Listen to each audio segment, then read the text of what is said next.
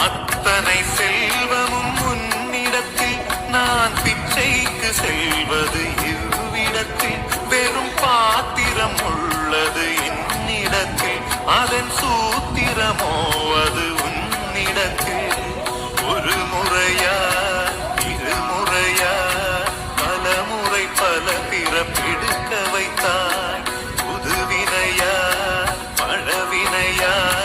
கணம் கணம் தினம் என்னை துடிக்க வைத்தாய் பொருளுக்கு அலைந்திடும் பொருளற்ற வாழ்க்கையும் துரத்துதே